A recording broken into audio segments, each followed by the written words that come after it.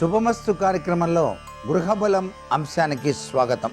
వాస్తుశాస్త్రం, జ్యోతిష శాస్త్రం ఇవన్నీ కూడా అవినాభావ సంబంధంతోనే ఉంటాయి. దీనికి తోడు దైవబలం కూడినప్పుడే మానవ జీవితం సుసంపన్నంగా కొనసాగించుకోవడానికి ఆస్కారం ఉంటుంది. గ్రహాలలో మనకు ఉన్నతమైనటువంటి స్థితిగతులు అనేటువంటివి మనిషి జీవితం పైన అనుక్షణం కూడా పనిచేస్తూ ఉంటాయి. అందుకే గ్రహ నక్షత్ర మాలికాధరుడైనటువంటి పరమేశ్వరుణ్ణి ప్రతినిత్యం కూడాను మనం తప్పనిసరిగా అర్చన చేయాలి, పూజించాలి కూడా. అయితే ఈ గ్రహాల్లో కొన్ని గ్రహాల ప్రీతి కోసం మనం ఏం చేస్తే మన జీవితం సుసంపన్నమై వెలుగొందుతుంది, గృహంలో నివసించే ప్రతి ఒక్కరూ కూడాను ఆనందంగా జీవితాన్ని గడపడానికి ఆస్కారం ఉంటుందో మనకు వాస్తుశాస్త్రం గృహబల రీత్యా కూడా తెలియజేస్తోంది. శుక్రుడు ప్రీతి చెందటానికి ఒక అద్భుతవంతమైనటువంటి విధి విధాన స్నానం ఉంది. ఆ విధి విధాన స్నానాన్ని గనక ఇంటి యజమాని గనక ఆచరించినట్లయితే చాలా చక్కటి యోగవంతమైనటువంటి ప్రభావంతో ఇంటిల్లిపాది కూడాను ఆనందకరమైనటువంటి జీవన విధానాన్ని కొనసాగించడానికి కూడా ఆస్కారం ఉంటుంది. వివాహాది శుభకార్యాలు త్వరగా జరపాలి అన్నా కూడాను ఈ యొక్క స్నానం చాలా చక్కగా సహకరిస్తుంది అంటోంది శాస్త్రం. కుంకుమ పువ్వు, యాలకులు ఈ రెండింటినీ కూడాను నీటిలో వేసి గంగా స్తోత్రం అనేటువంటిది పఠించి స్నానం చేయాలి. ఎవరైతే ఈ విధంగా స్నానం చేస్తారో ప్రతి శుక్రవారం తప్పనిసరిగా శుక్రగ్రహ దోషాలన్నీ కూడా తొలగిపోయి శుక్రుడు అనుకూల ఫలితాల్ని ప్రసాదిస్తాడు అని చెప్పేసి మనకు భృగు సంహిత అనేటువంటి గ్రంథంలో కూడాను చెప్పడం జరిగింది. అందుచేత ఈ విధి విధానాన్ని ఇంటి యజమాని ఇల్లాలు పాటించటం సర్వ విధాల శ్రేయోదాయకమైనటువంటి ప్రభావాన్ని ఇస్తాయి. అట్లాగే ఐశ్వర్యయుక్తమైనటువంటి జీవన విధానం కావాలని ప్రతి వాళ్ళు కోరుకుంటూనే ఉంటారు. ధనం మూలం ఇదం జగత్ అన్నారు కదండి. అందుచేత ఐశ్వర్యకారకుడైనటువంటి పరమేశ్వరుని యొక్క దివ్యవంతమైన అనుగ్రహాన్ని మనం సంపాదించుకోవడానికి, ధన లాభానికి ఎటువంటి రుద్రాక్ష ధరిస్తే మంచిది అని చెప్పేసి కూడా ఆలోచించాల్సిన పరిస్థితి ఎంతైనా ఉంది. రుద్రాక్షలు శివుని యొక్క ఆనంద కంటి బాష్పాల నుంచి ఉద్భవించిన అమృత తుల్యాలు. అందుచేత త్రిముఖి రుద్రాక్ష అని చెప్పేసి ఉంటుంది.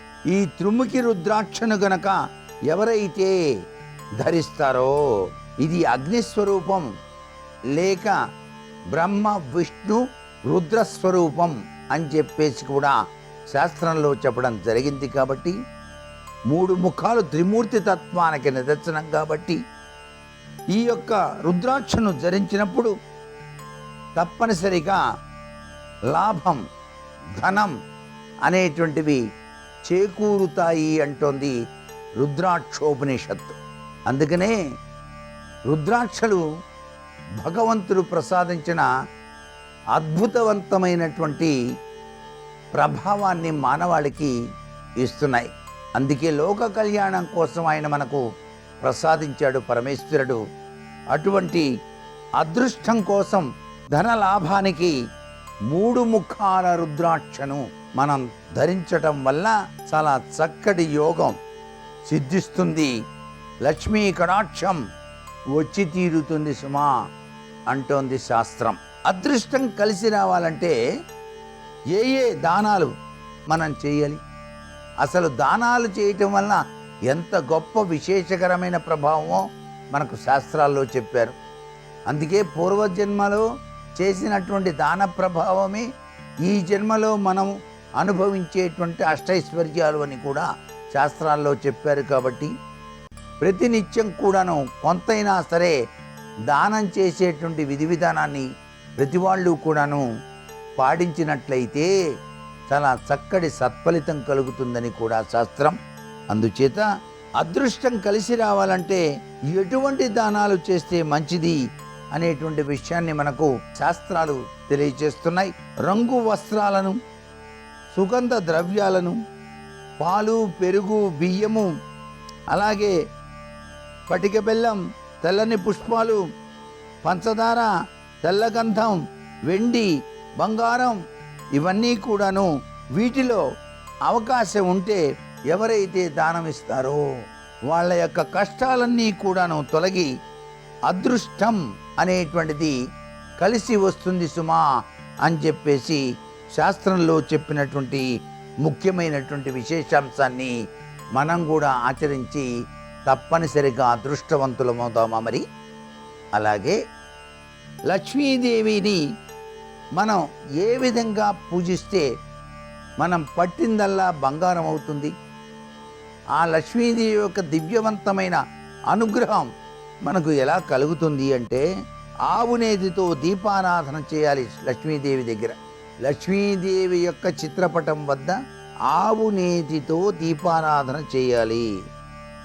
108 పూలు, ఏ పూలైనా సరే, మల్లెపూలైనా సరే, చామంతి పూలైనా సరే, గులాబీ పూలైనా సరే, ఏమైనా సరే, ప్రకృతి ప్రసాదించేటువంటి అద్భుత తత్వంలో ఉండేటువంటి పూలు కదా. అందుకనే ఆమెను ఓం ప్రకృత్యే నమః అన్నారు మొట్టమొదటిసారిగానే. ఆమె ప్రకృతి స్వరూపిణిగా విరాజిల్లుతూ ఉంటుంది కాబట్టి తల్లి జగన్మాత లక్ష్మీదేవి ఏ పూలతో అయినా సరే 108 తీసుకోవాలి.